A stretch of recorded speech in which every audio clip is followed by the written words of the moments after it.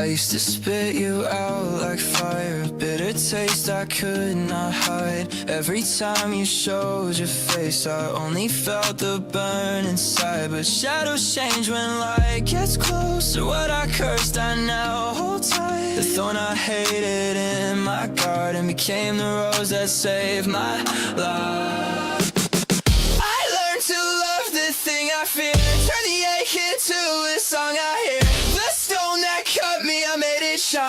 What once was poison now tastes like wine. Love grew in the place of rage. I'm dancing inside the cage. I learned to love the thing I hate, and now it feels like fate. I hate it, now it feels like fate. Every wound is just a teacher, every scar a secret key. You were the mirror I avoided, but you still reflected me. I swallow storms until they starve, kiss the teeth that used to bite. You were my enemy in daylight, but my salvation in the night. I learned to love the thing I fear, turn the ache into a song I hear. The stone that cut me, I made it shine. What once was poison now tastes like wine. Love grew in the place of rage. I'm dancing inside the cage. I learned to love the thing I hate, and now it feels like fate.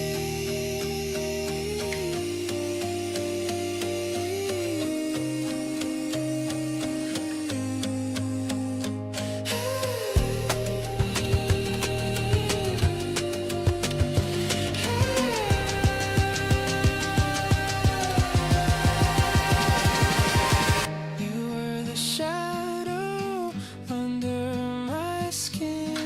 I let you in, I let you in.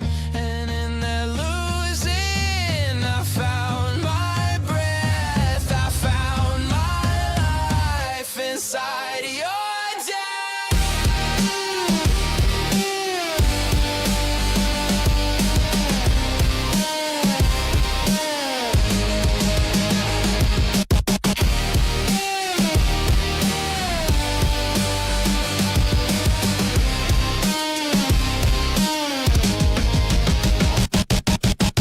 I learned to love the thing I fear, turn the ache into a song I hear. The stone that cut me, I made it shine. What once was poison now tastes like wine. Love grew in the place of rage. I'm dancing inside the cage. I learned to love the thing I hate, and now it feels like fate. Hate became a holy gate, open wide I walk through late. Now the thorn I used to break is the flower I embrace.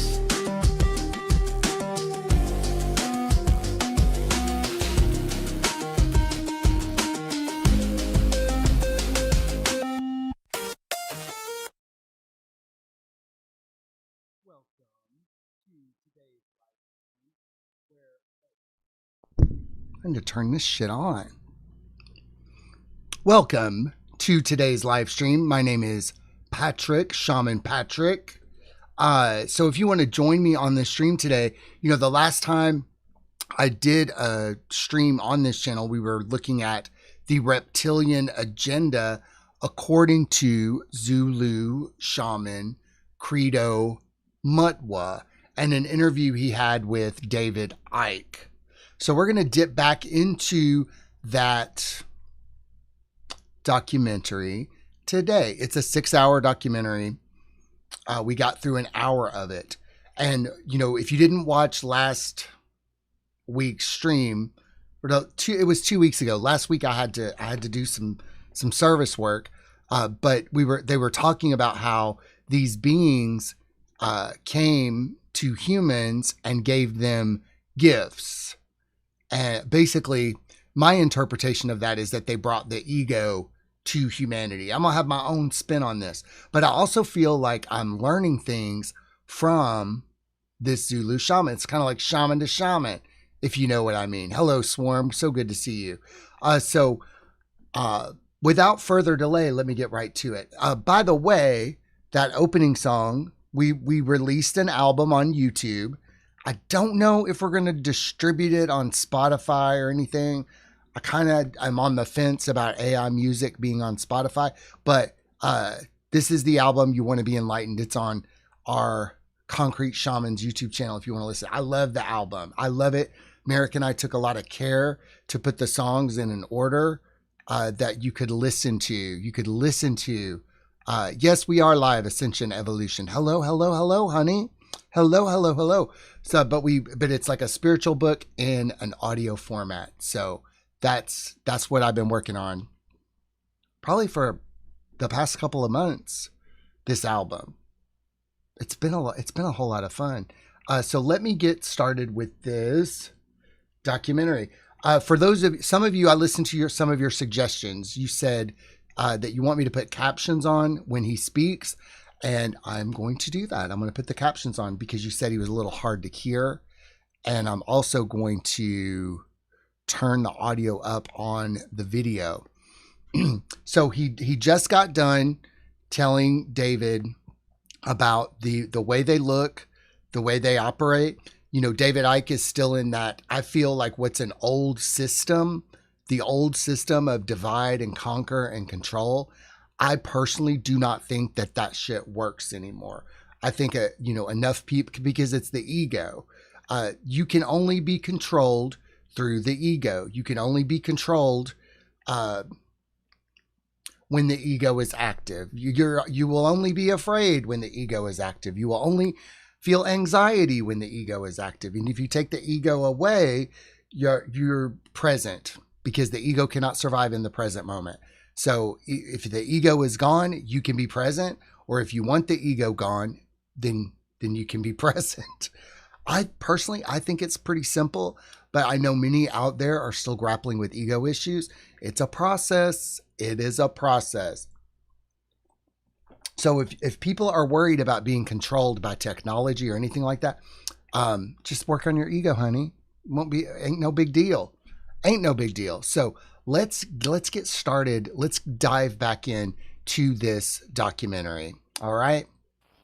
Mr. David, I would like to share a little thing with you. I'm going to have to move me over here. The best way to protect an evil thing is to deny its existence. Mm-hmm. And if you talk about things such as the Chitauri, if you talk about things such as the Mandinda, there are many people who say to you, rubbish, this thing does not exist. Now, in this way, this great evil is protected by being denied. One day in my long travels through the world, I was in New York, in that place called Harlem, and I saw a graffiti on a wall along a passage, and the graffiti was, there is no such a thing as the mafia, and we will kill any asshole who says that there is. In this, again and again, in America, people deny the existence of the mafia, and by denying it, actually protect it wittingly or unwittingly. I think that's a good point to bring up. I don't know if people deny the existence of the mafia, but I know people deny the existence of some secret societies and things of that nature. I don't think that those things can be hidden anymore. Do you know what I mean? I think we know too much. Even though a lot of the stuff that Mid Whitney Webb talks about is false, at the same time, a lot of this stuff has been brought to light. I don't think anybody can deny that there are things that have worked behind the scenes. But isn't it strange that it seems like so much of this stuff is coming to the surface, and that, I can talk to people about things that would have been ludicrous 2 years ago, And I think it's all coming to the surface. So in talking about these things, I don't deny that there might have been reptilians doing things, but I don't think anything is bad. I don't think anything is evil. I think it's all a necessary part of, our process of evolution and becoming more conscious. Because what I said on the last stream, the reptilians kind of had to be shown the end result of enslaving people. And actually, I said, some reptilians might have even had to incarnate into human bodies to really understand what they were doing on this planet. I've had visions. I've talked to other people, incarnated reptilians that they're like, fuck this, fuck this. There are those who deny that a national and international conspiracy exists. They deny it ferociously. But by denying it, they are actually assisting it and actually protecting it. We must stop denying the existence of these things. We must stop saying that there are no Chitauri, that there are no aliens, that there are no Illuminati. There are. And I think that's important, because think of how much talk was of the Illuminati in about 2015, 2016. I mean, people still talk about it today, but we were talking about that stuff. We were talking about reptilians. You remember when YouTube was Conspiracy Central? Remember that? Like, there was all this stuff on YouTube about these various conspiracies, bringing them to light. I followed some of that Q stuff, and I examined it and I researched it like anybody would.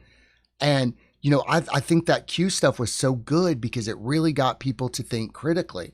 And maybe there was this going on.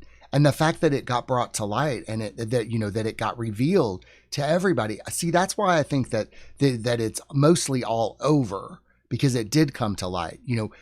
Whitney Webb might say that only some things got brought to light, but there's still some things hidden. I don't think that that's the case anymore. I think a lot of consciousness, a lot of people have awakened now that the lies don't work. Hey, anybody out there, when somebody tries to lie to you today, how does that go over with you?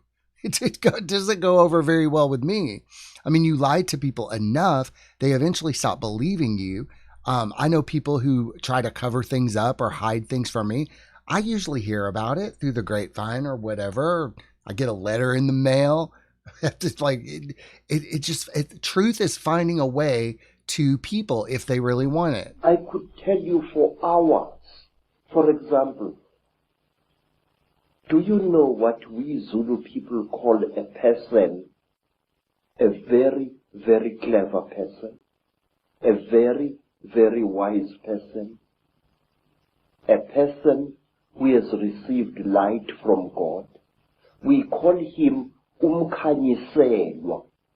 In other words, the illuminated one. Khanyisa means to light up something. And umkhanyiselwa is somebody who has been lighted up by the gods. So you say Illuminati, I say umkhanyiselwa. It's the same thing. And my research very clearly, and again, you're right, there's tremendous denial of this is the fact. Even among conspiracy researchers, there's tremendous denial that the Chitauri, the reptilians, and the Illuminati are actually the same thing. Exactly, sir. Because amongst my people, we say that when two Chitauri are challenging each other for power, and they must fight a duel with their terrible eyes. A duel. They start glowing like fishes deep in the sea, And the faster they glow, the angrier they are said to be.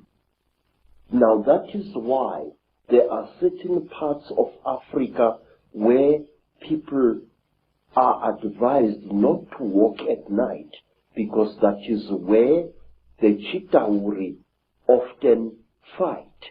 And one of these parts of Africa, sir, is a remarkable place called the Mountains of the Round Rocks, Matopo, wrongly pronounced Matopo, in Zimbabwe. These hills are really not remarkable in themselves. These hills are said to be the one place in Africa where the Chitauri have been seen.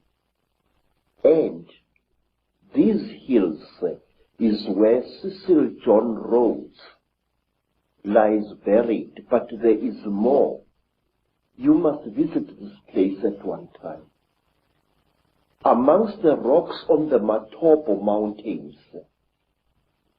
you find a species of lizard which you don't find anywhere in Africa or the world. A species of lizard which responds to the call of a human being. When I first arrived in 1958 in the land called Rhodesia, now known as Zimbabwe, I found an African there who was a tourist attraction. He was a game warden who made strange sounds calling out. And as he called out, these strange lizards, the only type of lizard anywhere on earth which responds to the human voice, used to come out of cracks and out of holes in the ground and to gather around this African. And it was this African game warden who told me that the sounds he is making are not just noise.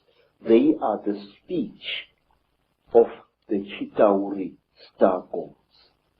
Isn't it a staggering coincidence that Cecil Rhodes, one of the greatest Illuminati frontmen, perhaps certainly of modern times, who did so much to imprison Africa, should choose to be buried at the point where this is all going on? You see, sir, Cecil John Rhodes went his way into the hearts of Africans, and in their despair, wise men of the Mashona people, wise men of Matebele people, tried to make Cecil John Rhodes one of them.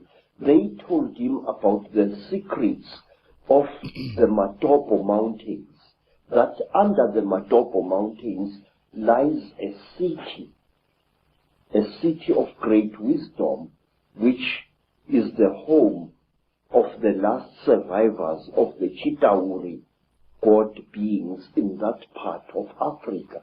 And if you go to the Matopo Mountains and you carry a 4-pound hammer and you strike certain parts of that landscape with that hammer, it gives out a hollow sound which shows you that there are caverns deep underground.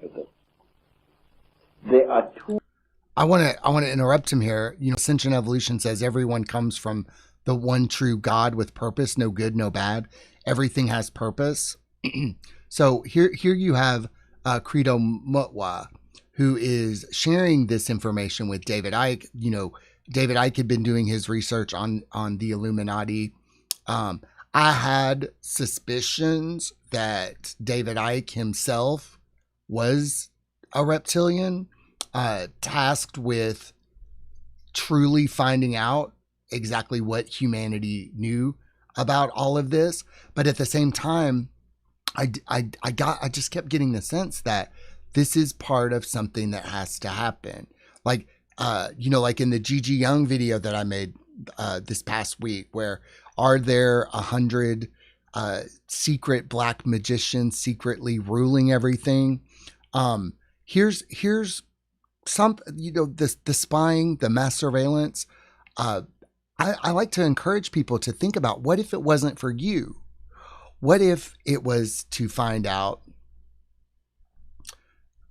the truth about some of these things, some of these rings and networks, and the NSA spying program? Like, what if it wasn't for you or me?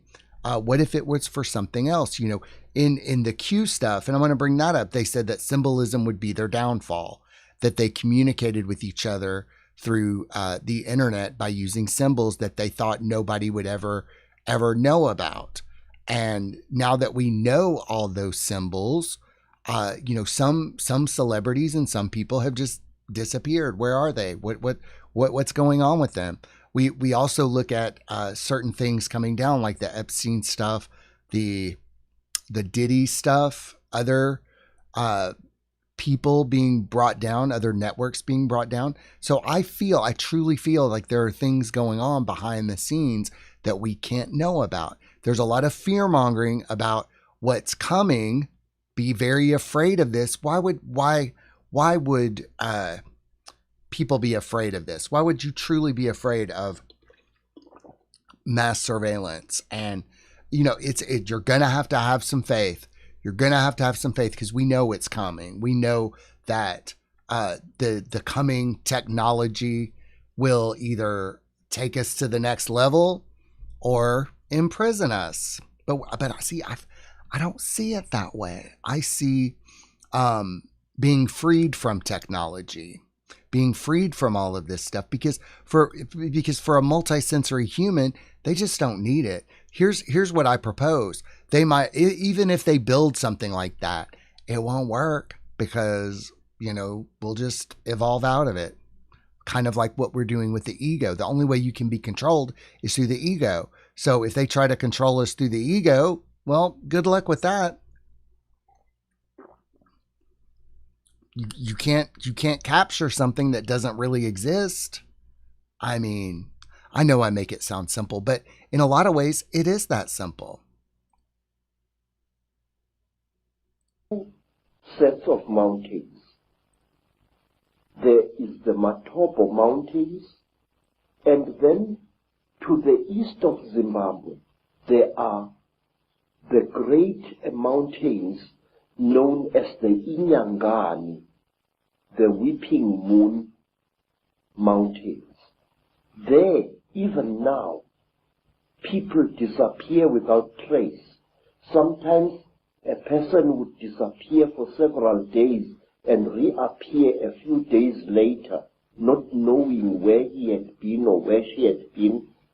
And white people have disappeared there. Black people in their thousands have disappeared there. It was there that I also went missing for 4 days in 1959 in one of the most traumatic experiences of my life. What happened?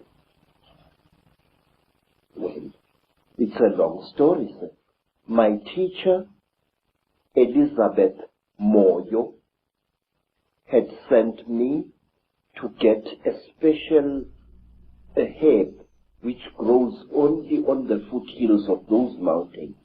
I want to interrupt this to say Ascension Evolution says, I absolutely believe we already won, and I know God is in the driving seat. Everything is for better and better. We can choose to believe in fear of freedom. I lived in fear of everything was out to get me when I woke up, almost like a psychwa of sorts. Then I stepped out of that reality into one of our trust and surrender. Absolutely. I went through the same thing. I'm like, why am I afraid of technology? I don't have to use it. But if I was still dependent upon technology in some way, like if for some reason I woke up one day and said, I don't need a phone anymore, I would survive. Like I lose my phone a lot. I don't need my phone. In fact, I have a bad reputation of not answering emails and not responding to texts and not answering my phone. Oh, psychosis. But I like psychwa. That sounds pleasant, doesn't it? Psyqua, it's okay. But I could take it or leave it. Like, I don't use Facebook, or I don't keep in touch with people in my personal life through social media. I think that's weird. I think it's weird to have your friends and family having that much access to you and your thoughts and all of that kind of stuff. I like missing people. I I like talking to people in person. But I could take it. I don't have to have a phone. I really don't. Nobody really does. So being dependent on that, like, I used to freak out if I didn't have internet access. If our internet goes out for whatever reason, I'm like, okay. I haven't always been that way. But I do want to talk about when he said that people disappear without a trace.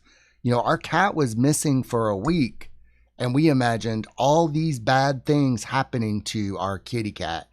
Imagining being eaten, imagining him being sick or stuck somewhere, whatever.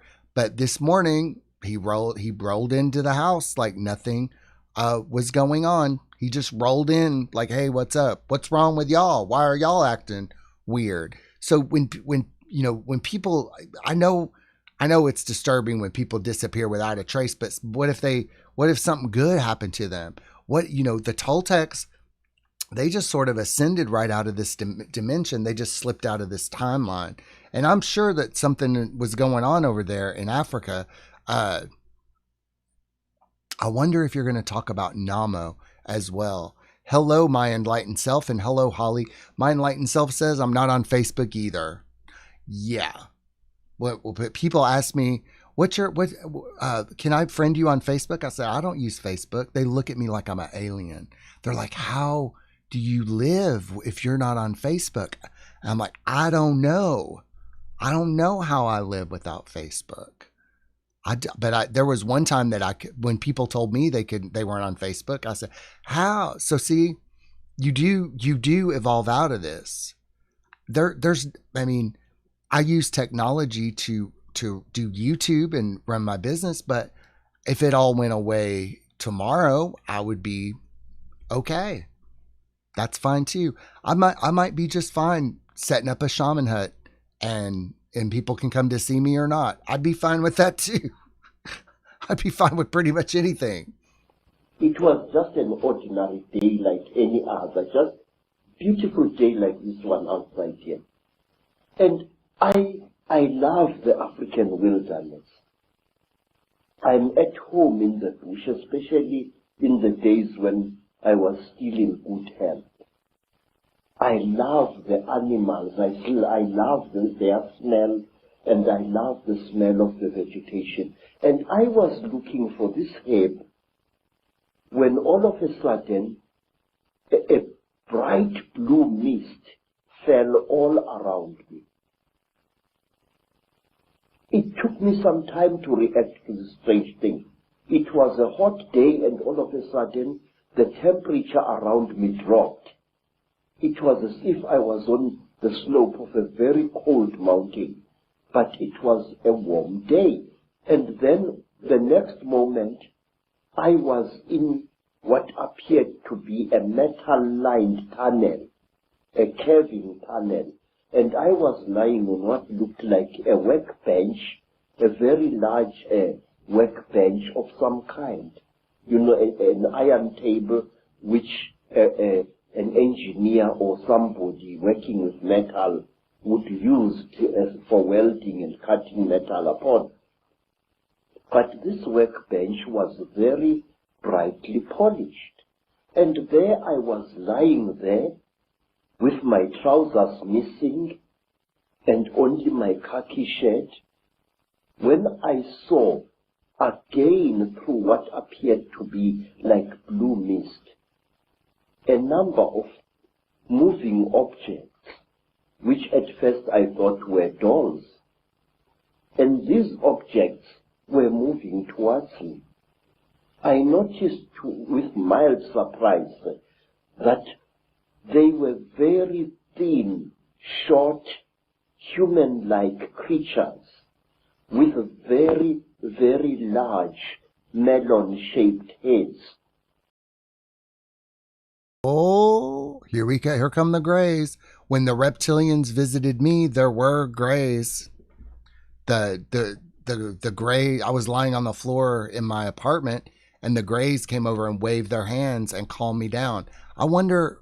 I had my pants on though, but I wonder what he's gonna say about this. This is interesting. This is curious, and it's weird that I've never heard this man before, and already he's talking about things that I experience. Isn't that wild about this whole awakening thing, that we all independently kind of have similar experiences? Isn't it wild?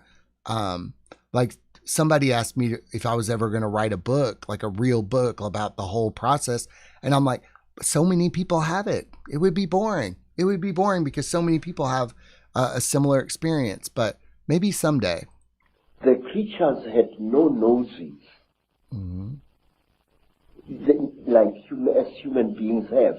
They had only small little holes on either side of where the nose would be, and their mouths were like knife cuts at the bottom of their faces. And these creatures were coming towards me. In color, they were gray like certain types of fish, and they wore silvery gray garments which reached up to their necks and up to their wrists. I couldn't. Well, the ones I was with were naked. Well, I didn't know if they had clothes on or not. I wasn't really paying attention all that much. I mean, mine didn't have clothes on. I'm pretty sure, but I don't know. But I might have just had nudist grays. See whether they were wearing boots or not at that time. And mine were in my apartment, so they may have just kind of gotten comfortable. I don't know. While I was looking at these creatures, I suddenly was aware that something was above me, standing there, and I looked up straight into the face of one of them, a much taller one than the others. And this creature was wearing a garment like a tight-fitting overall without any buttons or anything, which reached up to its neck, but its wrists were bare. I noticed that the creature had very long fingers. Its fingers had and each of its fingers had an extra joint, and it ended in a claw, a black claw like that of a chicken or a certain kind of bird, and that its thumb was not here, but here in the middle of the hand. And this thing was standing above my head and looking down at me, and I was looking at its eyes, which were very strange indeed. It was as if it was wearing plastic goggles over its eyes. I could see its eyes inside these tinted goggles, and it had holes on either side here, but it had no nose as I have. Its jaws were very small, and its mouth was a slit with tiny little scale-like things where its lips should be. And the creature carried a horrible smell on it. Does anybody out there, have you had experiences with grays, reptilians, Arcturians?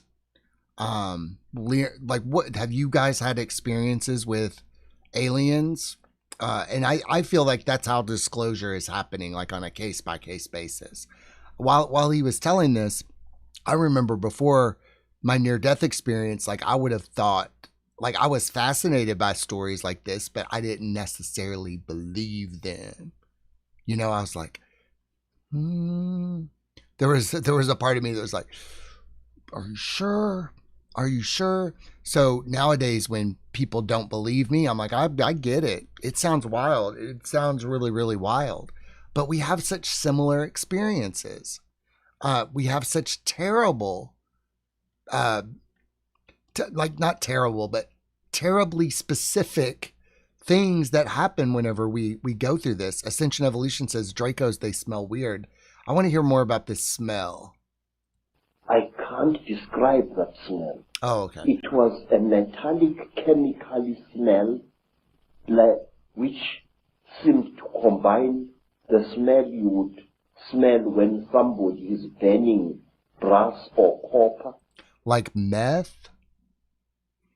I think there's a connection between reptilians and meth. I think there's a connection with that, because when I was using meth, there was some freaky shit that happened. Like I would say, possessions and because it seemed to bring you to your reptilian state. Like it seemed to bring me and people that I was high with, it made us like reptiles, like animals, like very base, insatiable sexual desire, ability to do things for a very long time, intense focus. Like it turned us into different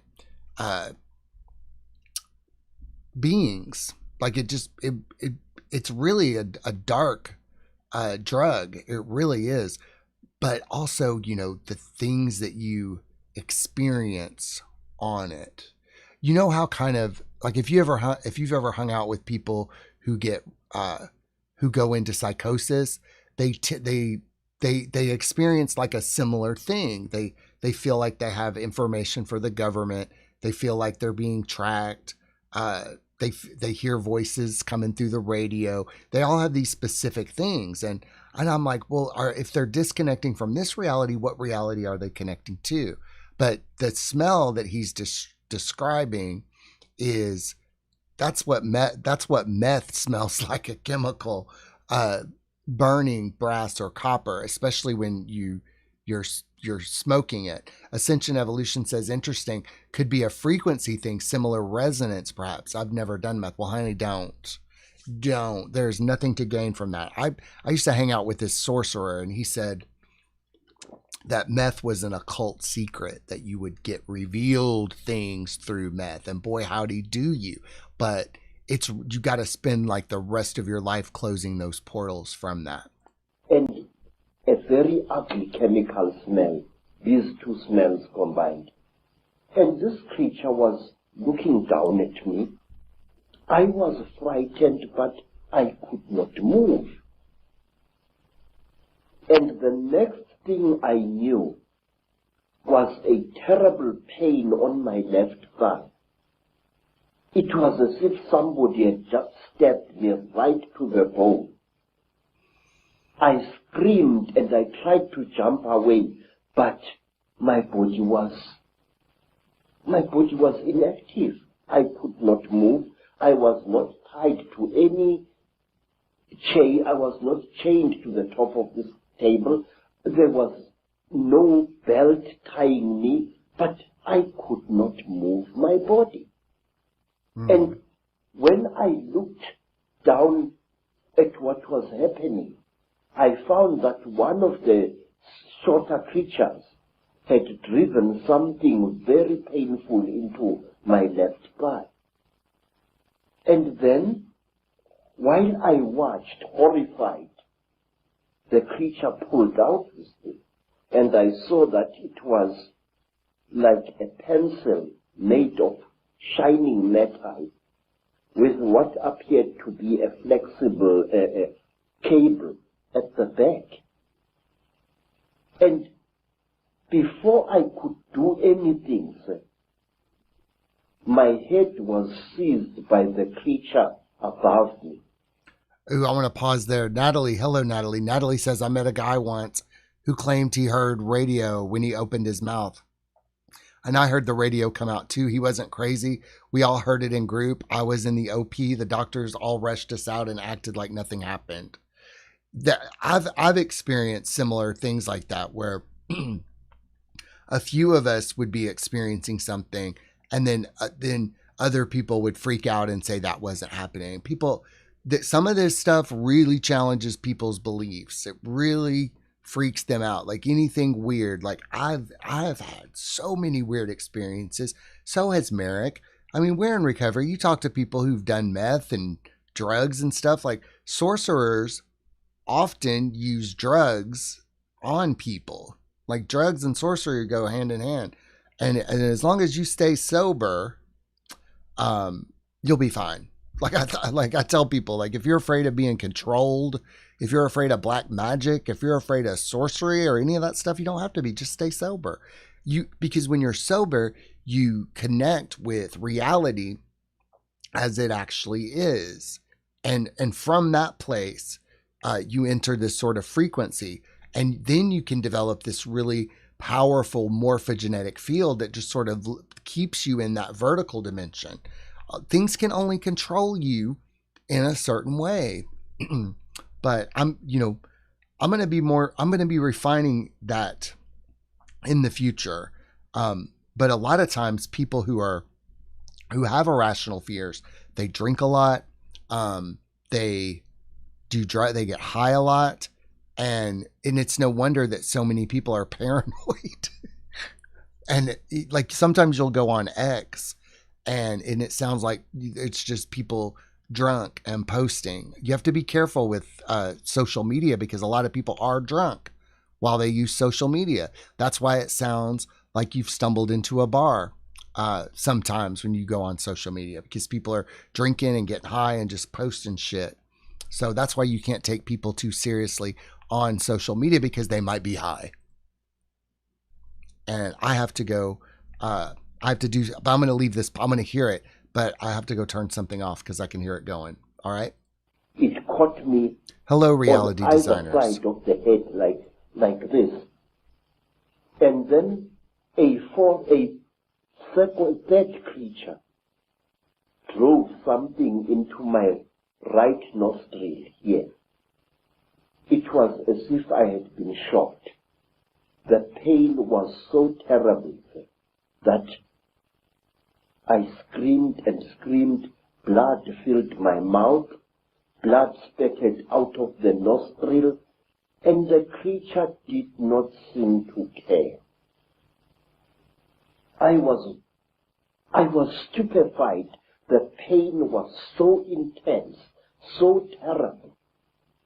And then, quietly, brutally, the creature pulled out the thing that it had stabbed in me in the nose with, and blood flowed into my mouth,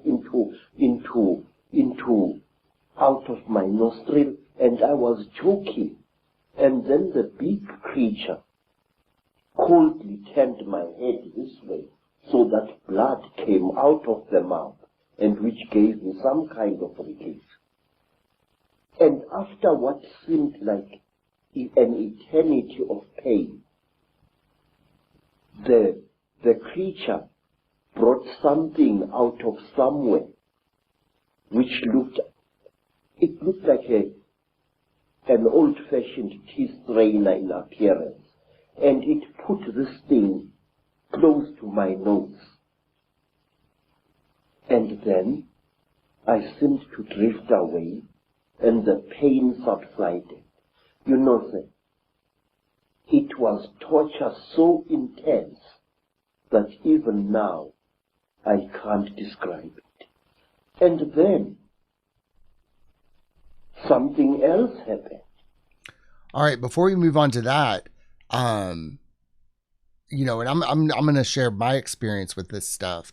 I didn't necessarily have any torture in my experience, and I'm going to tell you why I think that was. I think I was being tortured enough in my life at that time. I think the aliens and the beings were there to help me, help end my suffering. I've told this before, that I think the reason why they made me into a shaman is because they were like, okay, this guy's had enough. His family has been driving him crazy his whole life. We got to wake this motherfucker up before he suffers too much more. I never experienced like torture or suffering from beings. Now, humans, now that I think about it, how do I know that they were human? Like there's been some weird things, some torturing, tied up, hostage situations, but nothing that visceral, like with blood being drawn or anything like that. But I didn't have any experiences like that. I didn't. Reality Designer says, I've seen this stuff a fair bit. Alien stuff in your real life. Have you seen aliens and reptilians and things like that? A fourth creature started rummaging between my legs, and it pulled out my organ of manhood and stuck something into that. It was very strange, but I wasn't feeling any pain now. But I could feel the flexible cable moving inside me, right into my body. And then... I mean, that sounds like quite a party. I mean, I'm just joking. But that organ of manhood, like that's crazy. Natalie says the class we were in was about to have our experiences and still stay safe. The radio sounded like air traffic control.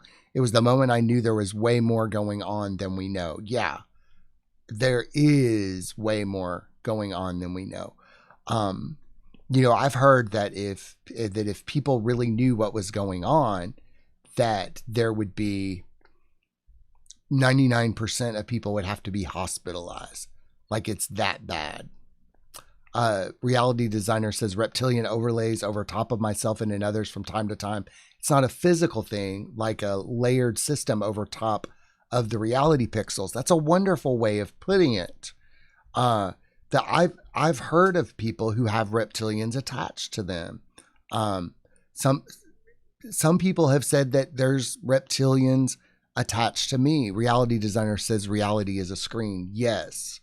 I've also heard, you remember the guy, Beyond the Veil? Do you remember that I can't remember his name. I want to say Chris and Cherie. They used to talk about how there's base reality and then there's all these different layers put on top of it, and that we were far away from base reality.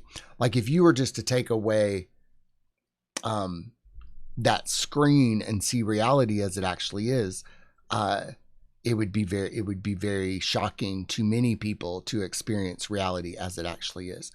To experience reality as it actually is would probably put people into a psych ward or a mental institution, I think. And what do we mean by reality as it actually is? I can't describe it. It was as if my seed was being sucked out by this small, bright, flexible cable. And then the creature just pulled it out. I screamed and I cried and I screamed, but I could not move. And then something happened which to this day still amazes me.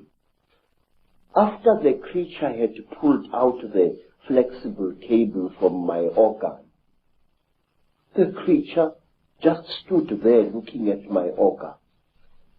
And I was so terrified that I urinated and accidentally urinated against the chest of the creature.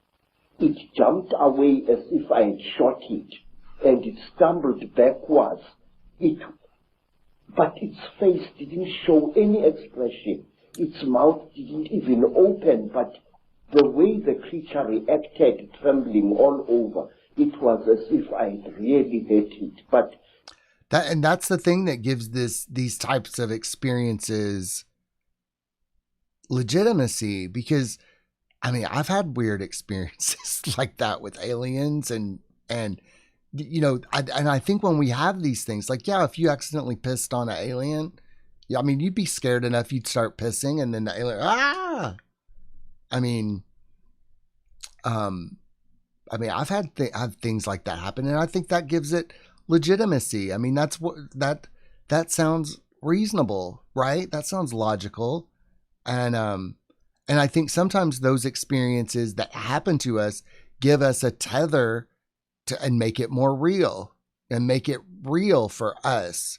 And I think that might be a little bit on purpose as well. Like Merrick was talking to me earlier, and he said, Patrick, you just talk about your experiences with spirits and ghosts and aliens, just like it's just like a trip to Walmart. And to me, that's what it is.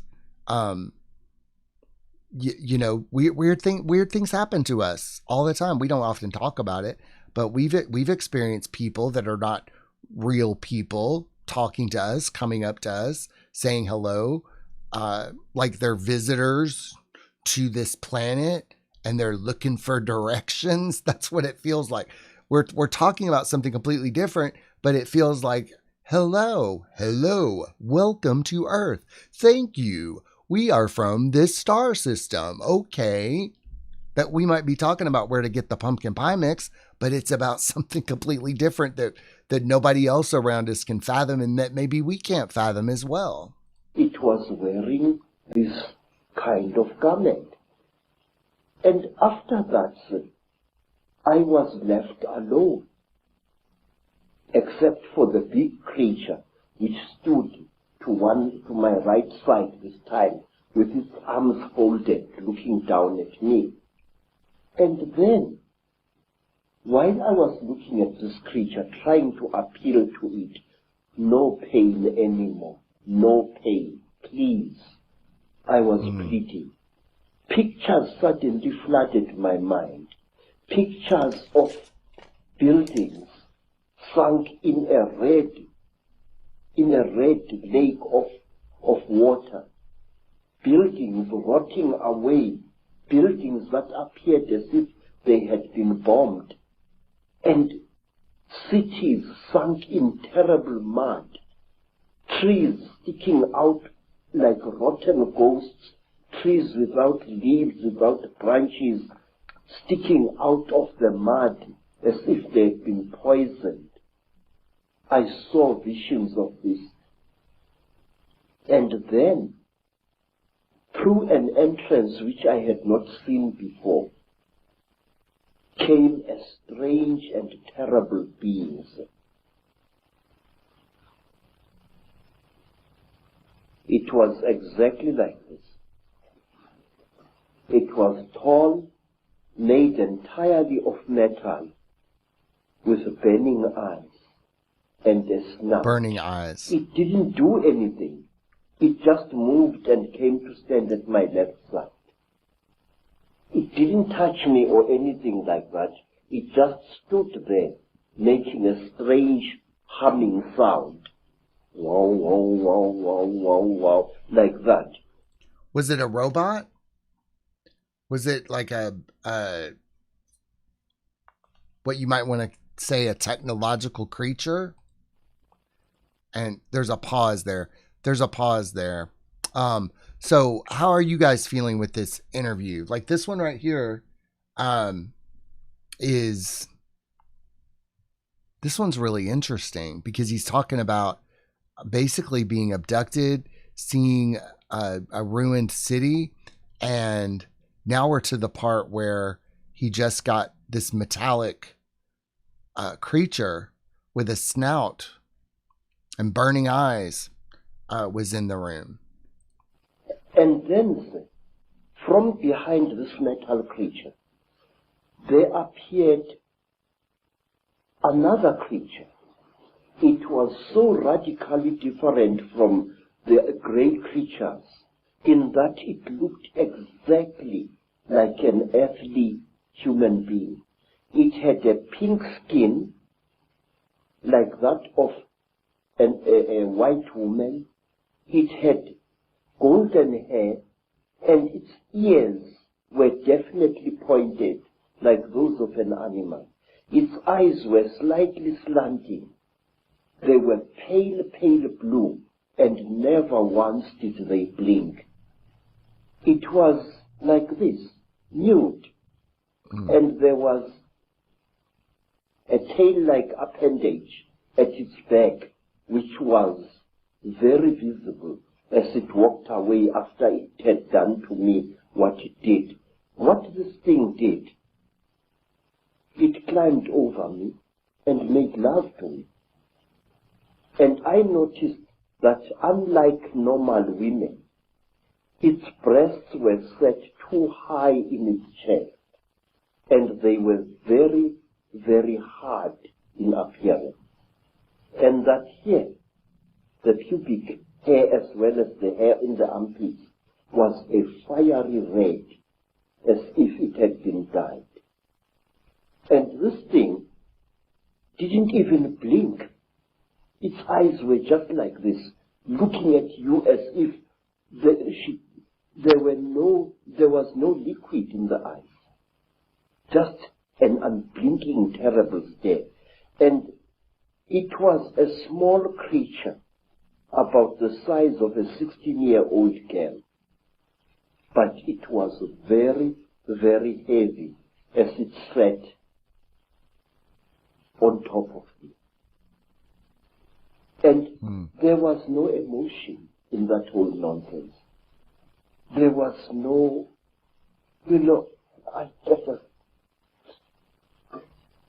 and then the creatures took me out of that room after the metal creature and this pink creature had gone. This creature took me out of that room, assisted by another one. And they pushed me along a corridor which curved slowly in that direction, towards my right. And there I was shown many things which even today I don't understand. I was shown little versions of this creature swimming in huge cylinders made out of what looked like glass, in a pinkish liquid, like ugly little frogs inside the liquid. They looked. I too have been shown things that I don't understand. In the last time I did a live stream, I talked about decoding some of the things that I experienced. And I do have video archives where every time I would have an experience, I would make a video about it. And at some point I'd like to go back through those and see if there's things that I can decode from some of those experiences that I had. Sometimes I took notes, but I saw things I didn't know. There was one where I went to a stadium full of angels, and it was like a huge gathering, and there were purple blob like creatures that were sucking out dark black energy from other beings, and then they sucked black energy out of me. And I don't know what that was about. I don't know anything about stadiums full of angels. I used to leave my body all the time from my apartment. I would go out of my body and up through the roof and be above Chicago. And there are things that your human mind can't fathom. Reality Designers said, I did a video on psychedelics a while back, talk about some of this in there. Ooh, I'm going to check that out. I'm definitely interested in that. Like aborted human fetuses. They were very, very terrible and disgusting. And then we came to another room, and there I saw a number of people undergoing the same torture that I had undergone. One particular person whom I passed very close to was a white man, definitely a European, with yellowish beard and moustache and long, straggly blood-crusted hair. This man looked into my eyes and I looked into his eyes, and we were so close we were as I went past him. Then, to cut a long story short, I found myself in the bush again. But I was wearing only my shirt. My boots were gone, and so was my trousers. So I took off my shirt and wore it around my waist as a loincloth. And I started traveling, not knowing really in which direction I was going. Then I came to a track, and I walked along that. And some time later, I saw people coming towards me. It was a group of young men and young women, Mashona people, and they were going to a trading store, I later learned. I asked them where Elizabeth Moyo's homestead was, and they directed me to it. But they kept a safe distance away from me. And later I learned why. I was carrying a horrible, non-human smell upon me. When at long last I came to Mrs. Moyo's village, all the dogs in that place went hysterical. They came at me in a pack, wanting to tear me to pieces. And only the villagers managed to save my life there.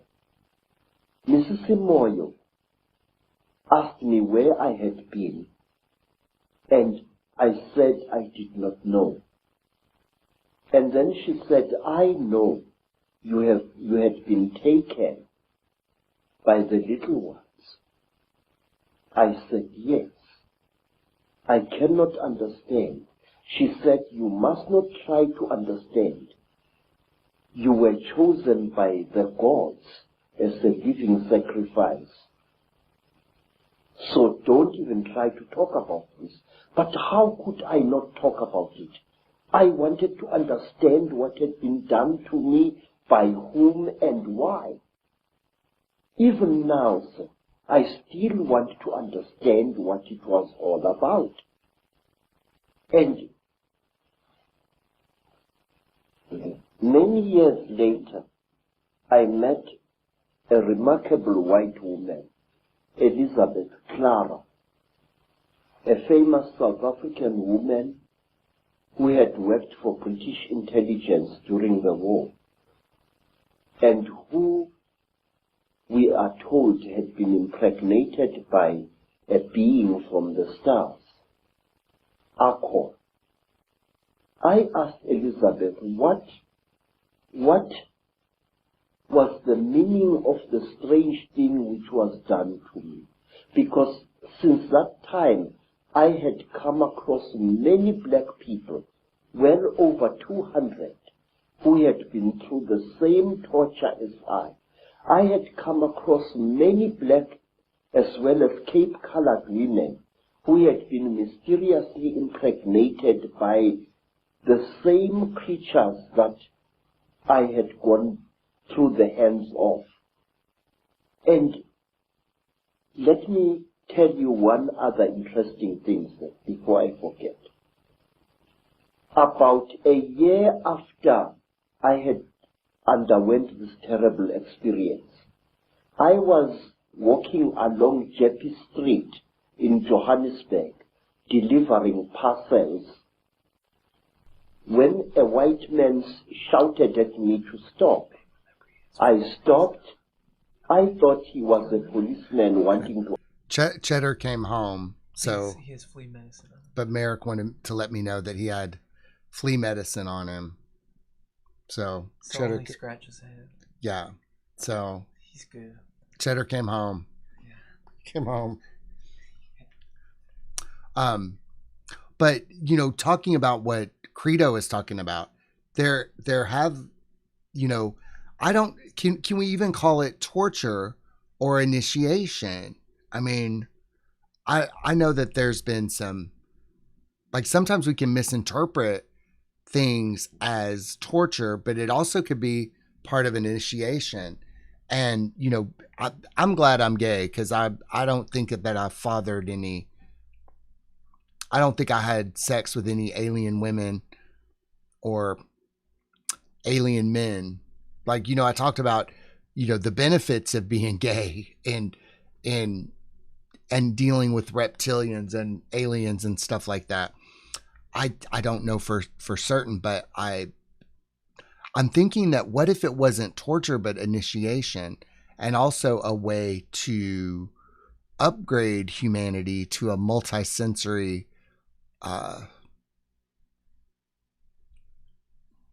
what if it's helping humanity evolve? What if it's helping humanity evolve?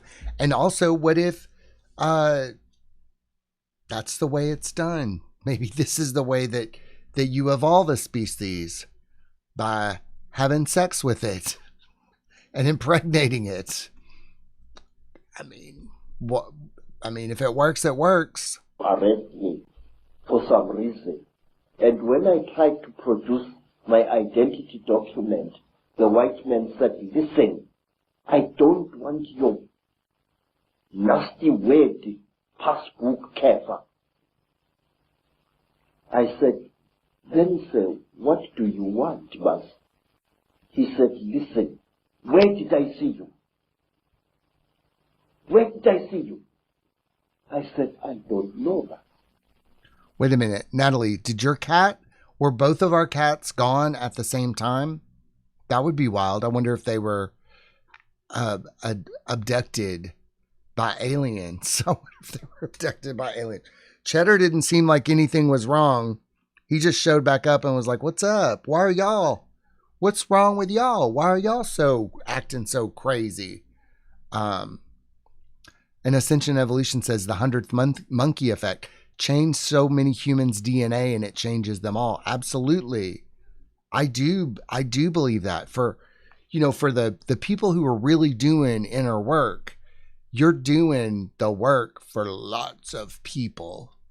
Like I had this vision once that, like each person was, because as soon as you heal from some specific thing, you heal lots of other people. I don't know the number of people that you help, but when you heal from something, it sort of like goes out there. You know, like I talked on the stream this morning, like I really did heal from some crazy family enmeshment stuff yesterday.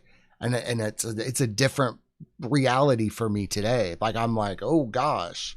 Natalie said mine came back 4 days ago. He was gone a week. Also acted like nothing happened. Well, I wonder where our cats went.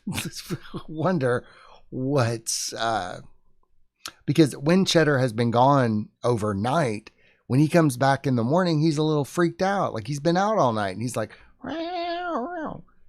Today he was gone a week. It's like, what's up? Like he had just been outside for 15 minutes. I told Merrick, are we in a new timeline? This is where we are with our lives. We're like, did we shift into a new timeline? Well, yeah, we did. We did shift into a new timeline where Cheddar didn't die. Do you see how this works? You see how it works? But he looked very familiar to me. And then he said, listen, don't bullshit me, man. Where did I see you? Where did you and I meet? Or Cheddar came to this timeline. And that's why he's not freaked out, because he hasn't been gone a week. He's been gone, in his mind, he's been gone 15 minutes. So either Cheddar came to our timeline or we moved to a new timeline. I mean, that's just how I see stuff. Like, I think whenever you really heal from something, you shift to a timeline where you're already healed. Then I said to him, I saw you in Rhodesia, in a certain place. You were lying on a table. If I had hit that white man with a fist, he would not have reacted the way he did. He went pale, almost dirty gray in appearance. And he turned away with a terrible, dirty word, and he walked away. His eyes were filled not with anger, sir, but with pure, naked terror. Terror. Astonishing story. Yes, sir. But there is more, sir. There's more. I need to take a pill. I'm gonna take. This is IB Guard. You can't see it. It's green. It is peppermint. So when you guys see me taking drugs on camera, you know I'm a former addict. I gotta tell people when I'm taking an aspirin or whatever. I just like to keep people. I'm not popping pills. It's peppermint. It's peppermint. It's abdominal comfort. I love it. I love it. It's a natural thing. So let's go on. I didn't want you to see me popping a pill and going, ooh, Patrick, what are you popping? You shouldn't be popping pills. It is enteric coated peppermint. It calms the gut down. It helps release trapped gas. It helps with bloating and all sorts of stuff. It just calms the stomach down. I like it a lot. There is more, because I still want to know what was done to me. Say, one day you and I must talk more in greater depth than What? I would like to tell you that since that time, I have found that I know things that a man of my standard of education shouldn't know. These hands, and those who know me can confirm this, these hands not only have made these sculptures using ancient African metal casting secrets. These hands, believe it or not, can make guns and working jet engines. And All right, y'all. That's a little freaky. Like I know things that I shouldn't know. I know how things work. I wasn't formally educated in a lot of things. Like I just assumed that I don't know how to make a jet engine, but I knew how to code. I knew how to do things. Things just came natural to me. I just kind of know things that I should know given the education that I've had. Like I did 1.5 years of college for journalism school, but I also like to learn. But that's something that we have in common. I know things that I probably should know, and I know things that I probably shouldn't be able to understand either. That's strange. But he knows how to do jet engines, guns. Interesting. one day I wish you to come back to South Africa, and I will show you one of these things. I know things which I shouldn't know, and it started at that time. Initiation. Now, you see, sir, I want to know, what am I? Since that terrible time, my life as a man was really messed up.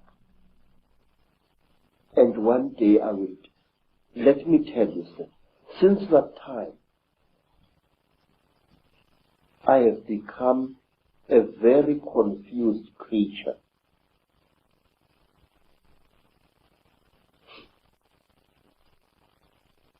It's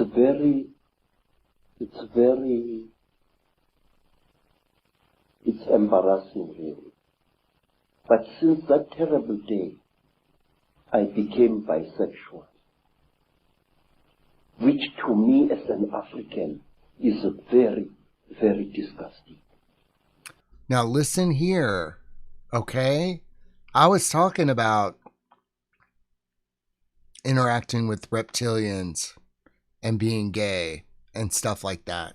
when you like, do they make you gay? Is that why people are gay? Reptilians? I'm telling you, I'm doing some real digging and thinking about this stuff. That came out of left field. I wasn't prepared for that. I do know that it's deeply frowned upon to be gay in Africa. I know that for sure. Deeply. They don't like that shit at all over there. Since that time, my mind doesn't seem to be my own. I think about things that a man like me shouldn't bother himself about. I worry about people. It's sickening. I have ruined my life because of worrying about people. I feel that I want to take every human being on this earth by the shoulders, shake them roughly and say, listen, Pastor, there is more to this earth than you think. Say. So consider that, like he's after that experience, which, you know, he said it was torture. He might reveal it later. It was like an initiation. Do any of you have your spiritual awakening? Aren't you concerned about other people? Don't you want to shake people sometimes and say, bitch, you're creating your own suffering. You're creating your own suffering, and you're creating suffering in the lives of others. Wake the fuck up. Yeah, I feel you, bro. I totally feel you there. And you know, for I guess for the past 10 years of my awakening, I've been very patient. I think I've been very patient with people, especially people in my personal life, as they continue to hurt themselves, hurt me, hurt other people. I've become more conscious because of it. But it was almost like there was also some reptilian shit in getting sober too. There was really, now that I think about it, because when I did my 4th step, and I talked about this on the stream this morning, you know, when I did my 4th step sexual inventory, I no longer had the desire to hook up with people at all. Like I used to be I wouldn't even say horny person. I would say just driven by some need to hook up with people or sexually act out, they might call it. This is an interesting turn to this conversation. But ever since I did that, I've no longer had the desire, because using other people in that way just one day no longer appealed to me. It just no longer appealed to me to have casual sex with people at all. It never entered my mind again. And that was like a shift. But when on the day that I did my 4th step, it was so scary to me. I felt like there were demons and devils and stuff after me shortly after it, because I feel like I broke out of that control grid. So here you have reptilians, and then you have this experience that he had with these grays and causing him to have all of these changes. He said it ruined his life. He wants to shake people. He's bisexual now. Man, it sounds like it was a spiritual awakening. Is that what a spiritual awakening is for everybody? That initiation? I mean, I don't think it makes you bisexual. I don't think everybody becomes bisexual, though. Well, I don't know. But I'm not. Well, I don't know. I mean, I like women, but I just don't want to have sex with them. I've had sex with women, but there was just something missing. Natalie says he seems so embarrassed to even admit that out loud. That is conditioning. And it is interesting how noticing and sparking of those shadows just removes them. They just disintegrate. Absolutely. Because I remember when I was hooking up with people, I didn't care about them at all. I just wanted the experience of that. I don't even know. Like, I would spend hours trying to find somebody to hook up with, and then it would just be over. And it just seemed like now I look back on that, what a waste of time. What a waste of energy for things that I don't even remember many of their names. That's gross to treat a person like that, to be that intimate with somebody and not know their name. God, that's gross. I have seen the cheetah. I have smelt them.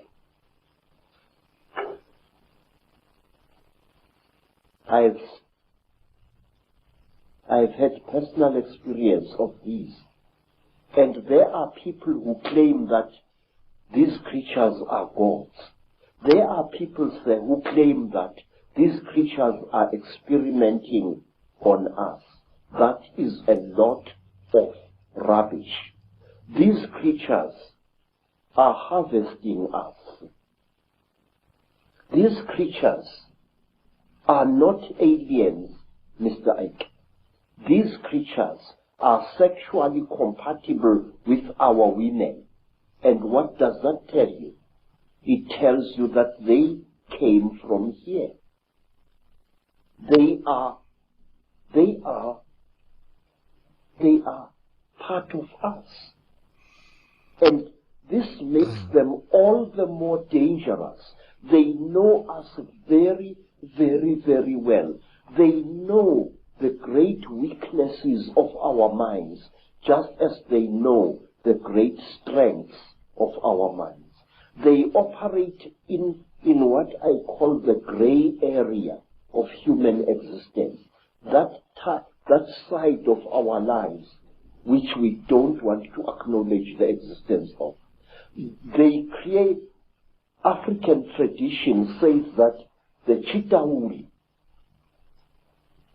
where they engaged God himself in a terrible war, and God defeated them, the real God, Nkulunkulu, the creator. God defeated them, and he closed their mouths so that they are unable to talk or to eat food anymore. But we are told, say, that the Chitauri fatten on the energy that we human beings give them. Now here's that energy harvesting thing. Like I've told I've questioned that harvesting of the energy narrative. I've questioned it. I'm not saying that it's not true. But now there's been many years that have gone by since this interview. This was 25 years ago. And I think, look at what has happened in those 25 years. A lot of shit has happened in those 25 years. Probably more has happened in the last 25 years, than in the past 60 or 70 years. A lot of stuff has happened. Even in the last 5 years, a lot of things have happened. And we know more stuff now. People are talking about things in a way that they wouldn't talk about 5 years ago.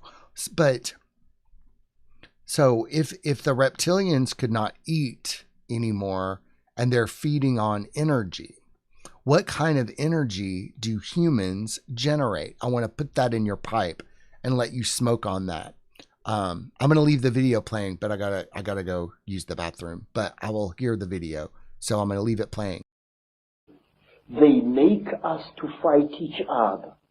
And when the whole land is drowning in death and fear and terror, when hundreds and hundreds of people are angry and afraid, the Chitauri get fed because they eat that what we call the dark power, which is brought about when human beings destroy the planet on which they live. They feed off human emotion. Yes, very, very intense human emotion. We are told, for example, that if you see a Chitauri walking through the bush or just standing there and looking at you, and you are accompanied by your wife or your girlfriend, you must immediately make love to that girlfriend and release as much emotion as possible, and the Chitauri will be pleased and will walk away from you. and not harm you. And another thing, sir, we are told that the Chitauri eat energy which is generated when hundreds of human minds or one human mind starts thinking at certain levels.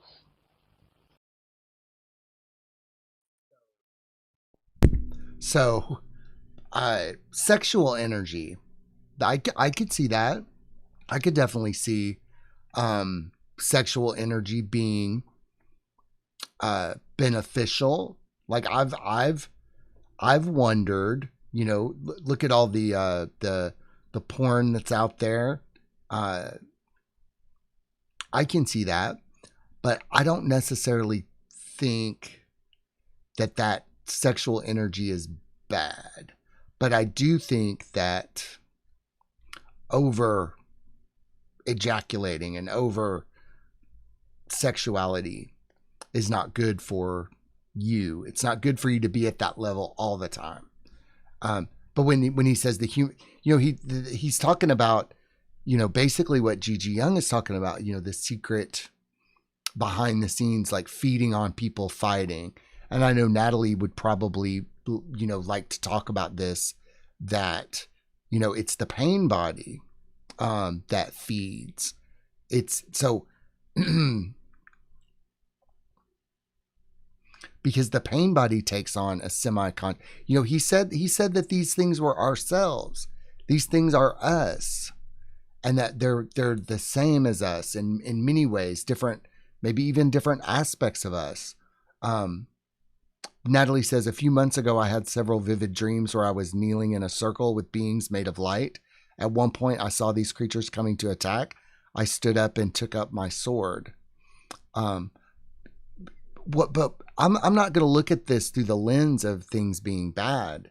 You know, in our book, The Machinations of Ego, we talk about the ego being the greatest threat to humanity. And if you learn how to control your ego, you control your thinking, you control that kind of stuff, you stop reacting, well then that's how you starve them. You starve them by not getting it, not overthinking.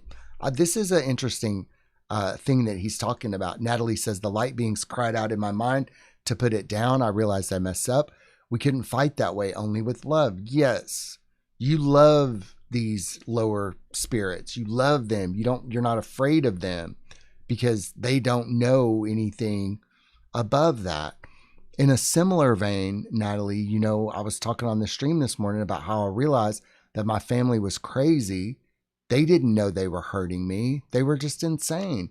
And I've got so much great compassion for them because I was trying to explain things to them. I thought they were rational people. I thought that eventually they would understand how they were hurting me. No, they're never going to understand that. But the only thing I can do is to work on building a morphogenetic field. So, and what Jerry Wise calls an emotional immune system, so that I don't expect them. Like, they can't really hurt me if I know that they're not trying to hurt me. They're not trying to hurt me. They love me. They think that they're just loving me. They're that delusional, that crazy, you see? And so I need to stop taking that shit personally. And the same thing with when somebody starts a fight with me, do I fight back anymore? Or do I just say, okay, honey?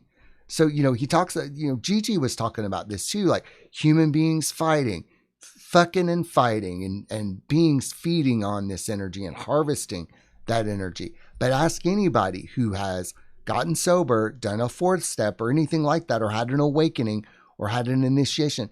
You literally take yourself out of the game in that way. And it's perhaps the only thing that you can do. And I love the fact that there are people talking about this stuff, but at the same time, you don't have to participate in it. You can get out of it at any time by not reacting, you know, letting the pain body take you over and not reacting, or not arguing with people, or just letting things be, letting people off the hook and letting them be, not having grievances, not having resentments. You literally get off the wheel of karma in that way. So this is why I'm not worried about this stuff, because eventually people are just going to stop fighting. The ego is going to break and they will have no reason to fight, to fuck or fight anymore. We are told that the Chitauri want us to think at certain levels. Yes, sir. And they reward us with long life. May I ask you, sir, have you ever thought, as a thinking person, why is it that in the great universities of this world you find professors who think at certain levels and who live unnaturally long lives? Albert Einstein, Raymond Dart, Robert Broom, all these professors live a long, long time. And my Aunt Mine, the last Sanusi in South Africa other than myself, is as active as a young girl, and yet she's close to her 99th year of life. My stepmother, Rose. Albert Einstein was 76 years old. And I don't think that's that long. That seems pretty normal to me. And the great universities and the great scholars, they ain't what they used to be. Maybe in the year 2000, but if somebody tells me they're from academia to now, I just assume they're retarded. If somebody like any of you college educated people out there, I don't take people who went to college all that seriously anymore. I don't. They sound brainwashed. Some people can go through college without being indoctrinated, but most of when you talk to college educated people today, they don't have original thoughts. They don't have original beliefs. They don't have any original opinions. So, is that just me? But I'm very suspicious of college educated people. And there's a reason for that. But in the year 2000, that there was still a thinking that maybe college was a place to learn. Now it's a place to be indoctrinated. Ginger says, assume academics are retarded. Yeah, I do. When someone says that they're a professor, I'm like, well, get ready for retardadia, because we're going to hear some stupid shit out of this motherfucker. She has lost nearly all her children, and she is still alive. Extreme longevity is the reward. Yes, college educated can be awake too. It just depends. It really does depend. But, I used to think that if somebody had a degree, they were smart, right? I mean, if somebody had a degree, they were smart. I have not seen a smart person. The college educated people I would hang out with are like maybe therapists. Some therapists are good, but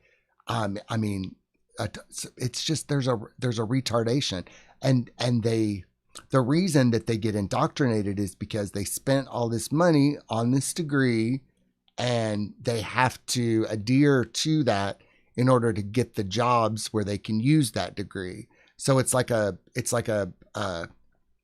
parasitic relationship where if you get a degree and you go in a company, you have to have a degree to work this job.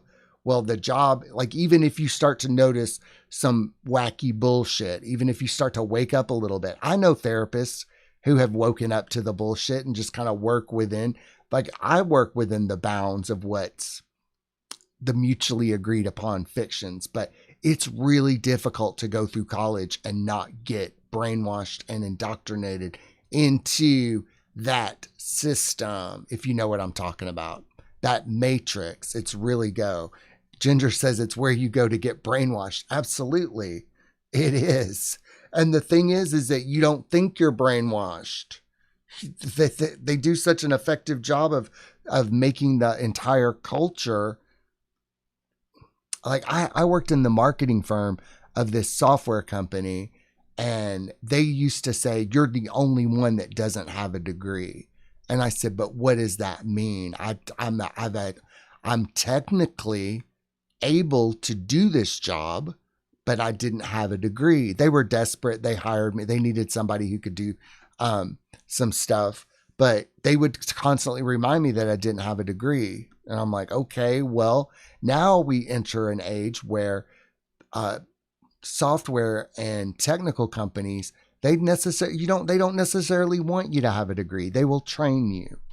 The stuff that you used to learn in college basically was like indoctrination. Like you just needed to be indoctrinated to be a good little worker and not ask too many questions. Natalie said, I got my degree. I'm grateful for my time in college and my experiences. However, it was a game. You had to play the game well in order to succeed. I stopped playing the game my last year of teaching. Yeah, you got to play that game. And I wasn't willing to play that game. I just wasn't. With which the cheetah will reward you if you think at certain wavelengths. The description of your abduction clearly is describing what has become known as the Greys, what I think is also known by some as the ant people, the grey figures with the big black eyes. How do you think they connect in with the openly reptilian? And do you think that the black covers of the eyes are covering some kind of reptilian truth? Say, the so-called grey aliens are actually the lackeys and the servants of the cheetah. If you see a cheetah and you see this, there is very little racial difference. In fact, I will even go so far as to say this, that these creatures are actually the offspring of the cheetah. The way they gather substances from human beings and from animals,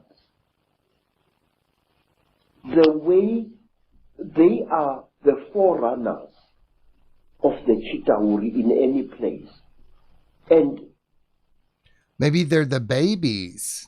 You know, these things are really, really old. Maybe the Greys are the really immature Chitari. if you are very close to one of these creatures and you look into its goggle-like eyes, you will see round eyes, Mr. Ike, beyond this black goggle-like stuff. And these eyes are the real creature's eyes. Now let me tell you. I never really looked in their eyes. They were all they were just kind of my buddies. They were just kind of around me. You know, I requested things to not be so freaky and weird. And I don't know, like I was initiated as a shaman. So I don't know if I would have a different experience than like a human being. But I was like, I don't know. They weren't that scary to me. They weren't. But also at this point, thank you, spirits. At this point, this was not in his culture. Okay. This was not a part of his culture. It's a part of our culture now. And, you know, seeing a gray, well, I was more like, oh, y'all are real.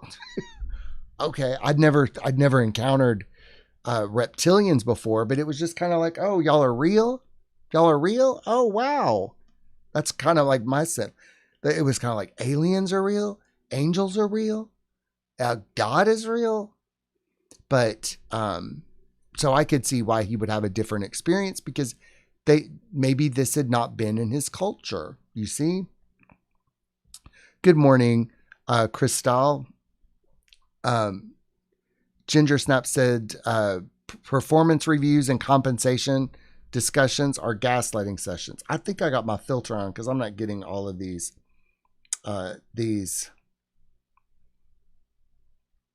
messages. Basically, corporate America is full of retards. It really is.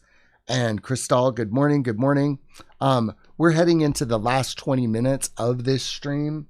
And it looks like we got through about 40 minutes of this. So I'm going to try to be quiet and get through as much of this, because he's saying some really cool stuff. He really, really is. There is in Lesotho a very strange mountain. A mountain called Leribe, Leribe. On this mountain, very amazing things happen after every 10-year or 20-year period. I don't think you can type retarded in the chat. I think there's a filter for that. So, but I think we're all over that in the world. I think we're over that. I know I am. Y'all know I'm not talking about intellectually disabled people. Y'all know that. But, and also I'm glad that so many of you did not have a come apart when I mentioned that people who have, that I don't trust people with, I have to get to know somebody with a college degree to see if they're just going to have a freak out and say, why aren't you vaccinated? Like, I think we're coming to an age where people can share their opinions and beliefs without having come aparts. Oh no, Ginger, you can say what you want. It's not my filter. It ain't my filter. I gotta check and see, that. You can say whatever you want, chat. I don't care. You can call me any name you want. You can call me any name. I don't care, because I'd probably agree with you. Now, not so long ago, an African farmer found an object near that mountain, an object which had crashed. And he was driving his tractor, and he saw this strange object lying in the ground with tiny little bolts of lightning racing all around its edge. And the African walked up to the object, and when he wanted to touch it, a strange power struck him and sent him sprawling on his back to the ground. The African got onto his tractor and got out of there. What the African had seen had been a crashed UFO, a flying saucer. He described it very amazingly. And he said that after a few days, there appeared what he said was a huge removal van, very big, accompanied by soldiers wearing black uniforms, goggles, and berets. And Goggles. these soldiers lifted the object into the van, and the van drove away. And isn't this fascinating that this kind of stuff happens all over the world in different countries and in different areas? You know, I'm in Hopkinsville. We're getting ready to have a festival to celebrate the alien invasion that happened here. We had some alien stuff happen here. They call it the Kentucky Goblins. And I'm eventually probably going to connect some stuff with the Kentucky Goblins. I have a feeling that there was a reason why that happened here in Edgar Casey's hometown. Isn't that strange that in 1955, I'm going to connect it. I'm here in this town. I'm going to do research and I'm going to connect the Kentucky alien invasion and what happened with Edgar Casey. I'm going to do it. And I'm going to figure out why it happened here. And maybe tie it into the Bell Witch. But there's a reason why there's a fascinating connection. Can I take some video while I'm there? I'm not sure I'll be able to take any video while I'm there. I'll ask. But no, people in Hopkinsville aren't that impressed by me at all. They're just not very impressed by me. I'm like, I'm a shaman. I feel like I'm carrying on the work of Edgar Casey, and they're like, oh, okay, sure, whatever. So I don't know if there's a block there or something. They're not too impressed with me at all. They just kind of like, sure, whatever. I'm like, oh, I do readings and stuff and healing. Oh, okay, yeah, sure. I don't know. Maybe if I had more YouTube followers, they would say. But see, if they don't take me seriously, I don't want to get into that. But what he's talking about is something that happens to lots of different people. He's sharing his story of being abducted. Why would all these people have all these stories of being abducted? You get made fun of when you talk about this stuff.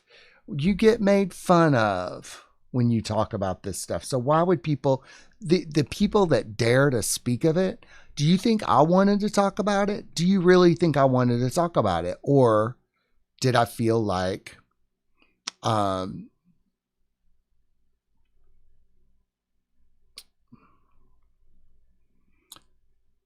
or does it feel like I feel like I have to talk about the truth of it all, the truth.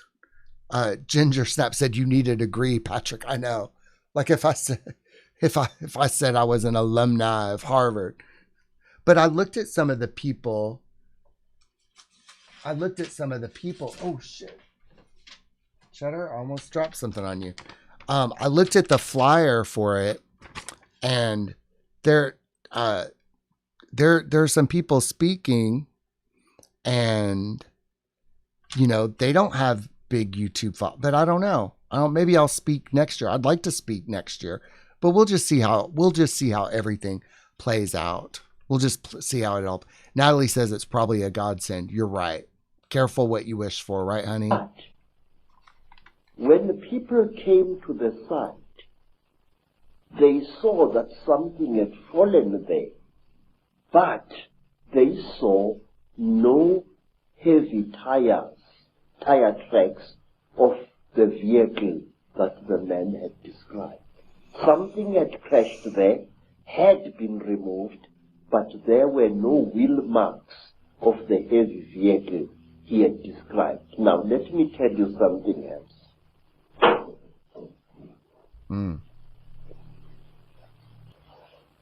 It was in 1958. In fact, I think that the incident I'm going to describe to you, sir, is somehow connected to what happened to me in 1959. I'm sure of it.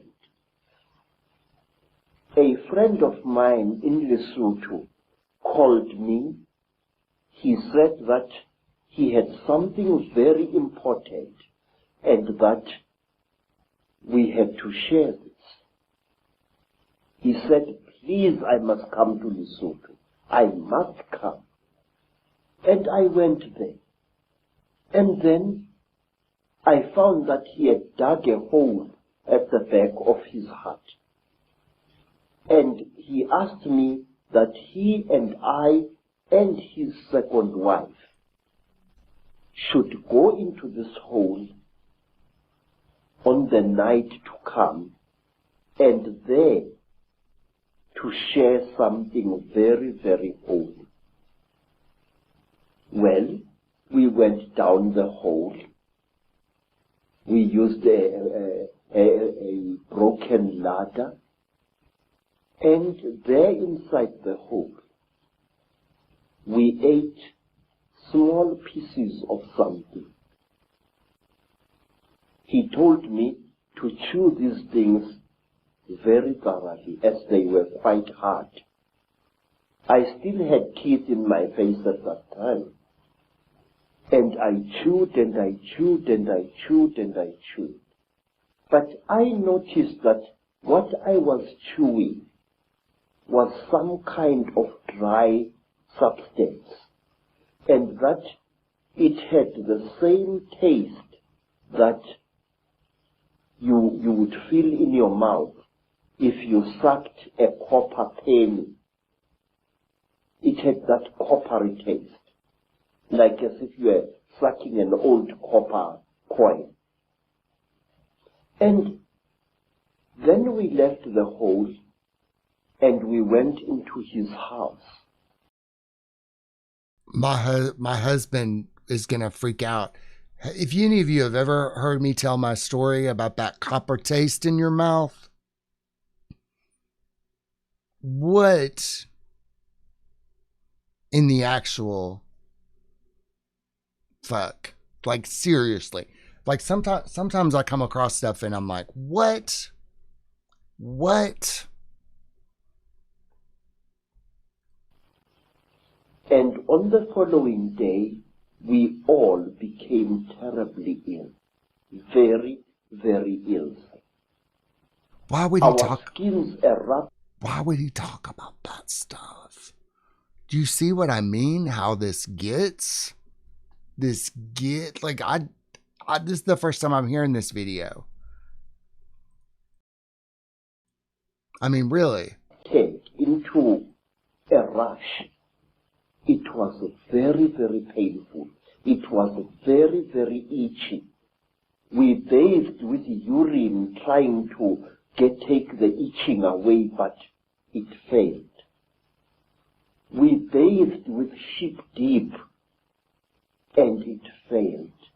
And in the end, I could no longer breathe at all. My tongue appeared to swell many times its size. And then I got so sick I could barely open my eyelids. The skin was itching like mad and I could barely breathe. And as the days went by, it was about a week, but it seemed like 100 years, slowly the rush subsided. And my skin began to peel, as did my friend's skin and the skin of his wife. We were very, very, very sick. And when I could speak, I asked him, what was the thing that you gave me to eat? This is the thing that has made us so sick. Why did you do this, my friend? He said, look, what we shared was something that can only be eaten while you are hiding in a hole. And that thing is the flesh of a god. I said, God? He said, yes. I said, but I am sick now. He said, wait, you'll recover. You either die within 2 days or you recover. Now we are going to recover because we are still alive after 2 days. Mr. Egg, I can't describe to you what happened next. I wish you to imagine this. All right. Well, I'm going to leave it there on a cliffhanger. I'm going to leave it on that cliffhanger. I do want to talk a little bit about that copper taste. Okay. So for those of you who haven't heard my story before, I had my near-death experience and I went to I ran out of my apartment screaming. I felt like I got shot in the face. And there was blood in my mouth, and blood kind of has a coppery taste. and I was running up to people and I'm like, is my face shot off? Is my face shot off? And then I went to this intersection in uptown Chicago, and then the matrix fell away. Like all the building, everything just kind of fell away. And I was on a stage, like giving a TED talk. And I was talking about how real everything felt and how, you know, it felt like you were really there. And I was talking about how, you know, it feels real while you're in it. And then I said, okay, so now we're going to go back in, and that copper taste in the back of your mouth, that copper taste in your mouth means that it's getting ready to load again. So are you ready? And then I clicked a button, and then everything came back. And then I was like, fuck. And then I ran down the street even more. I was trying to find somebody to help me. I was knocking on doors, and I was knocking on a door, and this woman came up, and she was getting ready to enter her building. And I said, can you help me? I need to go to the hospital. And I said, I need to take a cab to the hospital. Why not an ambulance? I don't know. But I said, I need to get a cab. And she gave me $20. And I was in, like, essentially, I was barefoot. I had on track pants and a tank top. I love tank tops. I've always loved tank tops. I love having my arms free. Probably because having to do something with my alienisms. I don't know. But I said, I'm not going to be able to hail a cab barefoot. And she said, you're right. And she went and she hailed me a cab. I mean, it's those little details in these experiences. Am I right?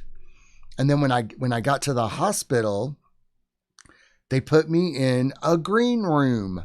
Like I was going to be on a talk show. I don't know if you've ever been in a green room before. It's not an actual green room.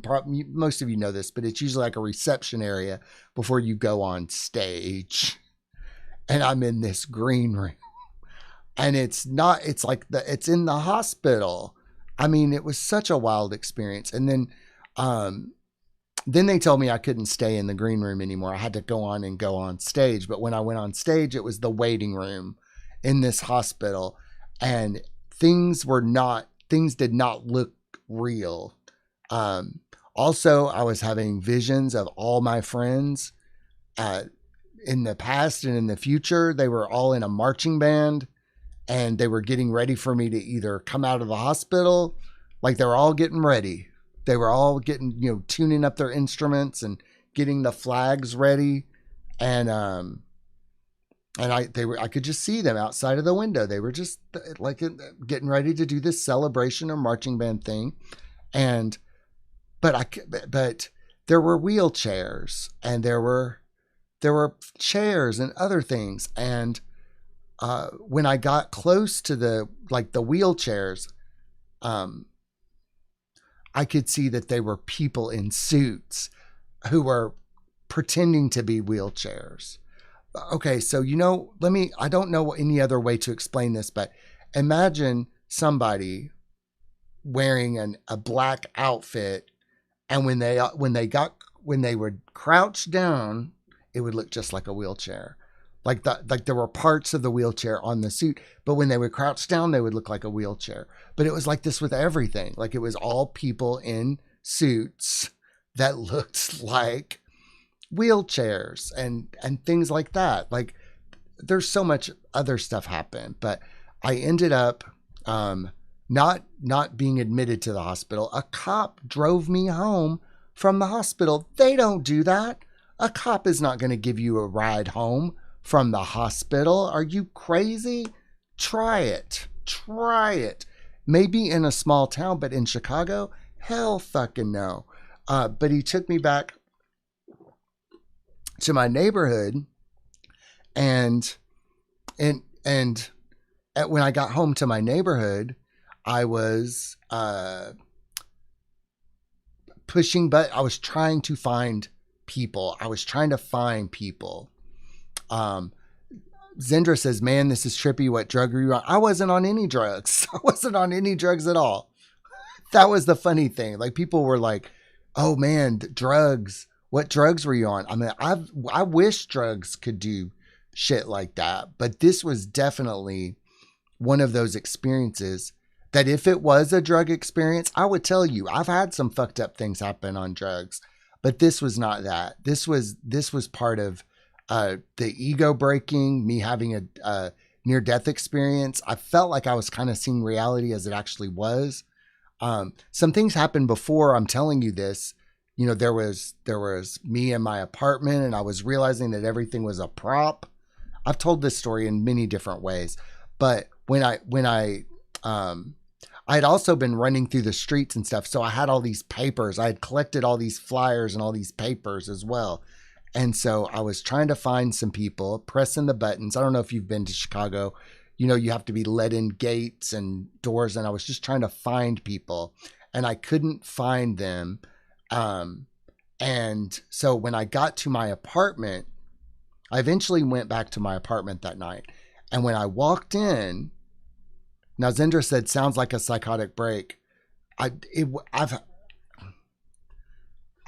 don't even like, this is the way a mental health professional presented it to me. A psychotic break can't really do the things that this experience did. It gave me a better sense of things. So anyway, I got back to the apartment. I had all these papers, and I sat down, and I just understood things. Like, I just understood things about my friends, about life, about reality. The papers that I had collected revealed information to me. Like, let me just give you one example. Like, my best friend in Nashville was he wasn't my friend. I didn't know he wasn't my friend. I didn't know all this stuff that he was doing behind my back. And he cared so little for me that when I did a comedy, this is what the spirits told me that night. When I went to Nashville and did a comedy show, he wanted to get in for free. Like, everybody else was like, yeah, we're going to support you on your comedy tour.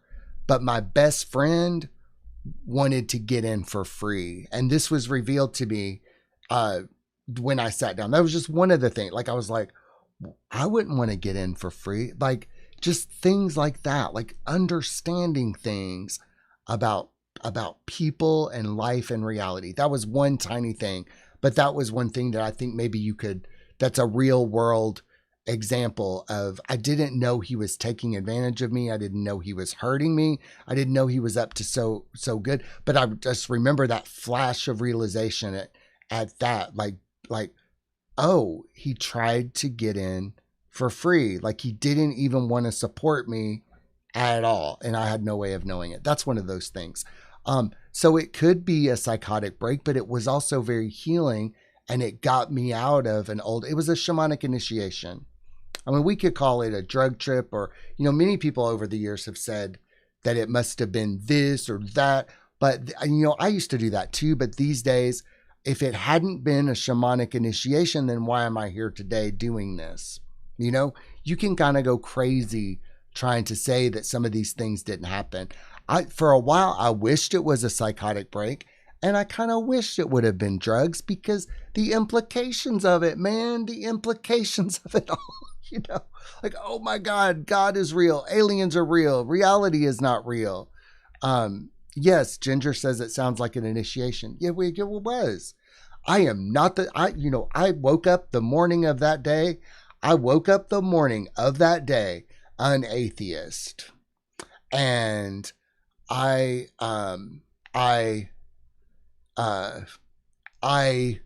went to bed the next night a full-on believer of God. Now, Zendra says, I understand both sides, though. Wouldn't you want to let your best in for free? I would. You know, I mean, I agree with you, but other people wanted to support me. You know, I was kind of going through a rough time, too. I wasn't like, okay, thank you. Merrick says lunch is ready. But I understand that too, but it was one thing out of a series of things. It was the when I understood that he tried to get in for free, that he didn't want to buy a ticket, that he didn't want to do any of that. Like other people were buying tickets and coming to the show. I wasn't there. I didn't know about it. But I realized that he tried to get in for free. Like he was like, everybody else wanted to support me, but he was trying to get in for free. It was just one of those things that was like, what? Like, you know, ooh. I mean, I wasn't giving out free tickets though. I wasn't giving free tickets to people. So it was a paid comedy show. I had to pay the venue out of every ticket sold. So it wasn't like I was that the show that I was putting on was free at all. It was costing me money to rent the venue to do the show in the first place. So with that said, I want to thank you all for joining me today. I want to thank you for continuing to support the Shaman Patrick Show with your memberships and your book purchases and all that kind of stuff. It means the world to me. So we're going to pick up Zulu Shaman Credo Mutwa's story because we ended on a cliffhanger. I love you all so very much. I want you to have a lovely day. Thank you to all who showed up. And I know that we'll continue this series next Saturday. All right.